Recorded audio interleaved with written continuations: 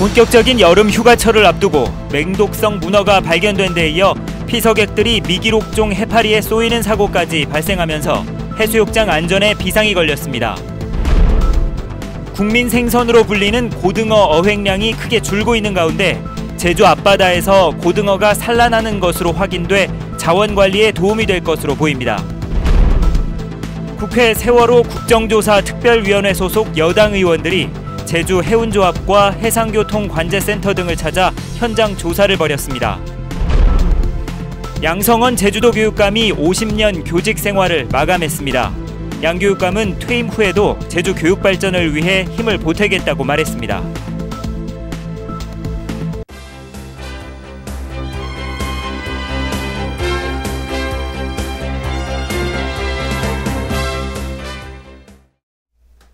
여러분 안녕하십니까? 뉴스데스크 제주입니다.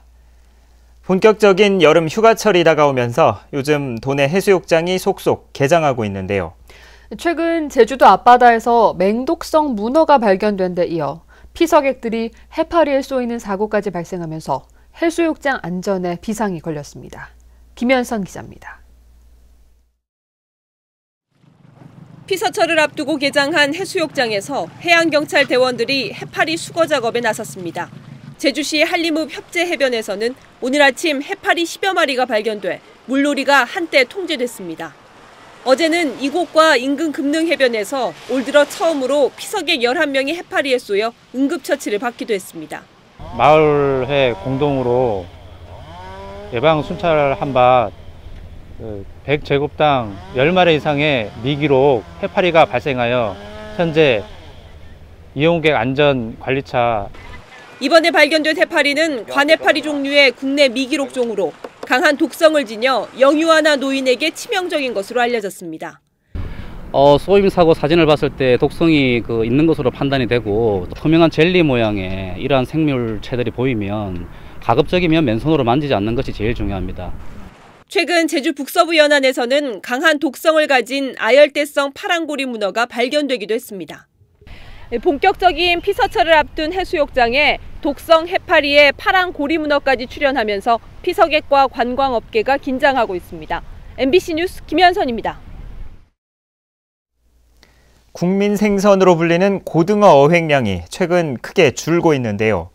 제주 부근 바다에서 고등어가 산란하는 것으로 확인돼 자원관리에 도움을 줄 것으로 보입니다. 이소연 기자입니다.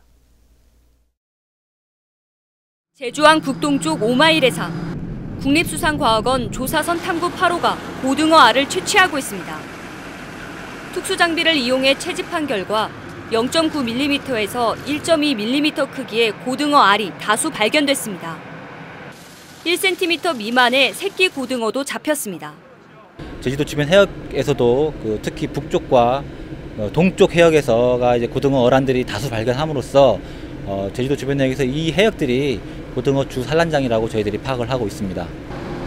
특히 따뜻한 쿠로시오 난류에 영향을 많이 받는 제주 동쪽 해역에서 서너 배 가까이 많은 알이 발견됐습니다.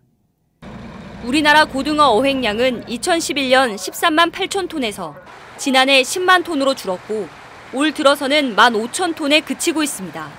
제주도 주변 해역이 고등어 주 산란장으로 저희들이 이제 파악이 됐고요. 이렇게 제주도 주변 해역이 고등어 산란장이 됨으로써 향후에 고등어 자원 관리를 위해서 아주 좋은 자료라고 생각합니다. 국립수산과학원은 소형 표지표를 부착한 어미 고등어 500마리를 방류해 이동과 성장 속도 등을 조사하고 있습니다. MBC 뉴스 이소연입니다.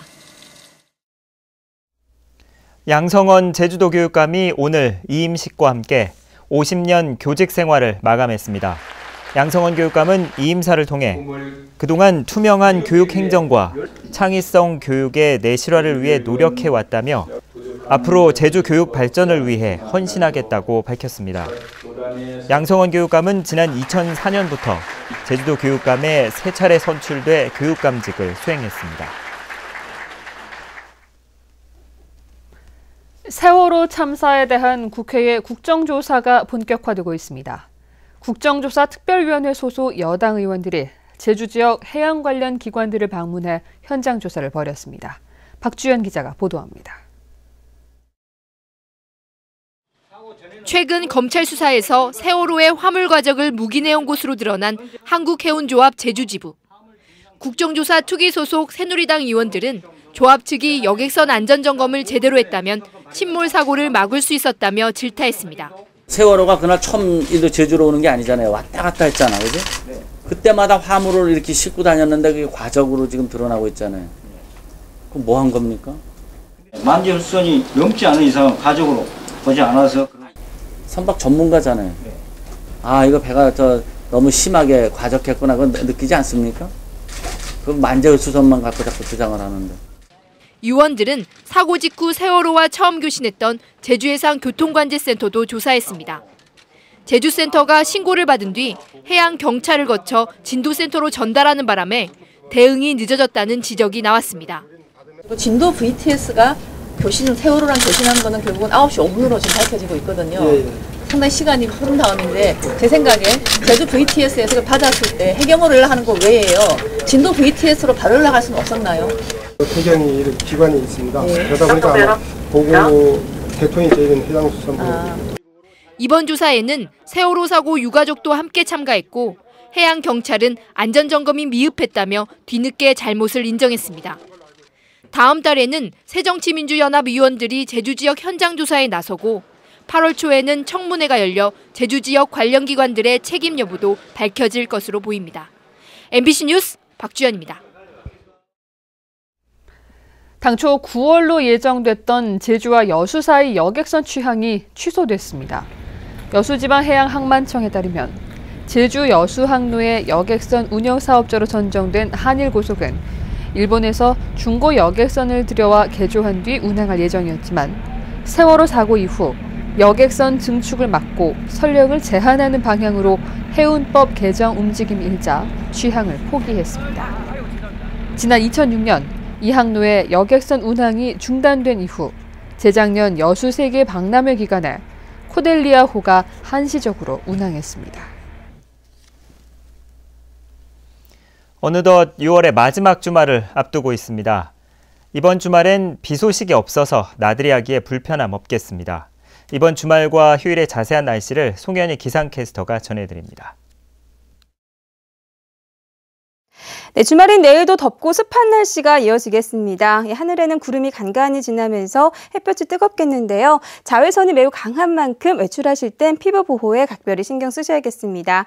모레는 대체로 맑다가 오후부터 점차 구름 많아지겠고요. 낮 기온은 25도 내외로 평년보다 조금 낮겠습니다. 다음은 자세한 지역별 날씨입니다. 내일 아침 북부 지역의 기온 오늘 같은 시각보다 2도가량 낮은 가운데 낮 기온은 25도 내외로 오늘과 비슷하겠습니다.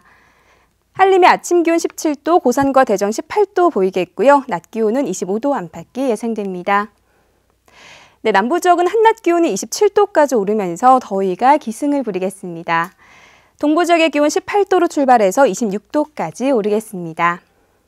성판악은 오늘과 비슷한 기온 분포를 보이겠는데요. 이 산간에는 아침까지 짙은 안개가 끼는 곳이 많아 교통안전에 유의하셔야겠습니다.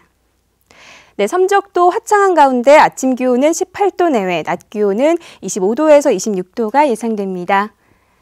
해상에는 물결이 잔잔하게 일겠습니다.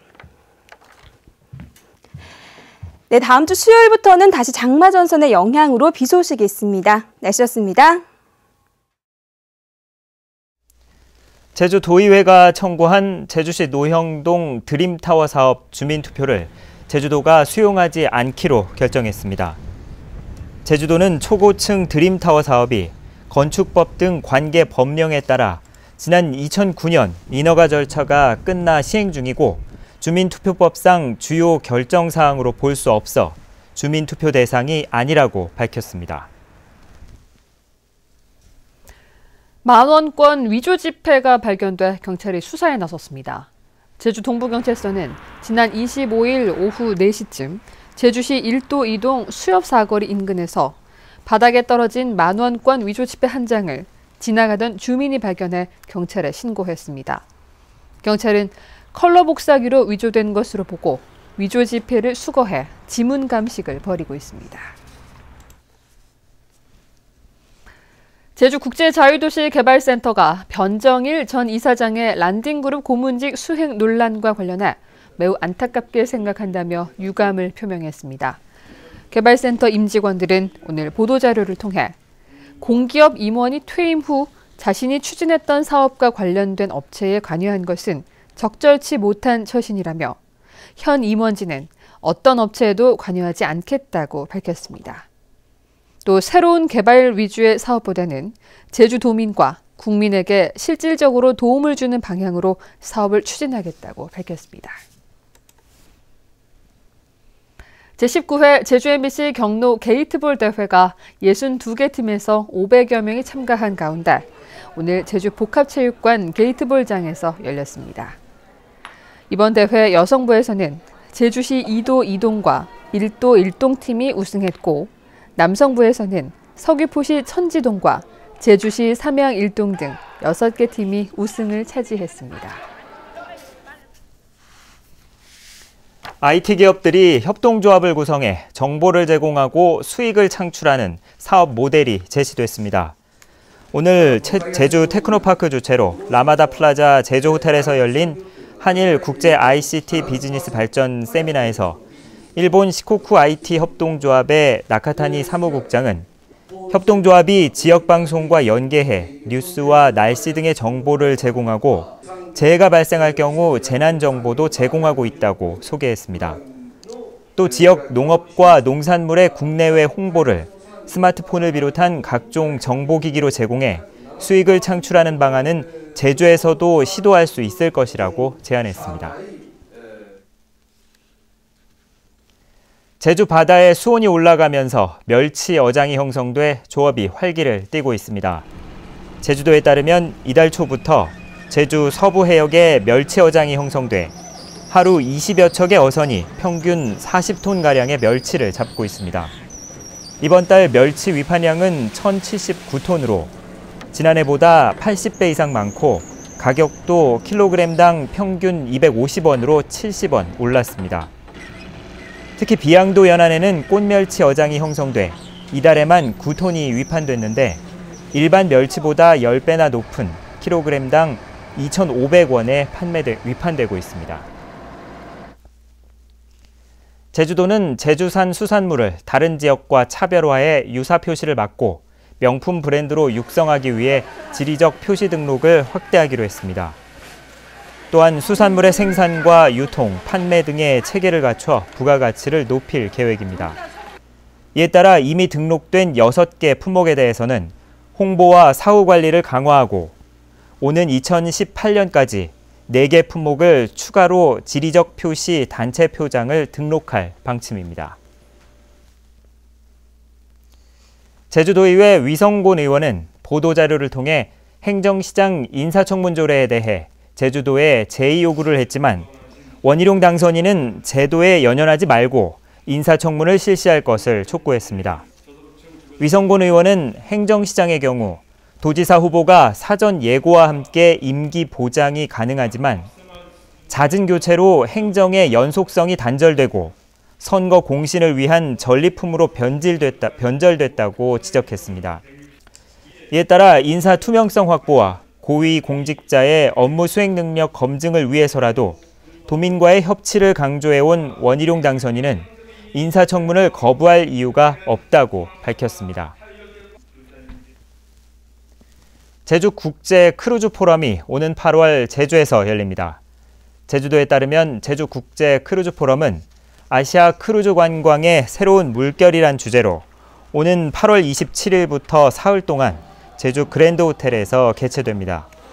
이번 포럼에는 일본과 중국, 러시아 등에서 크루즈 업체와 항만 당국 관계자 등 1000여 명이 참석할 것으로 예상됩니다.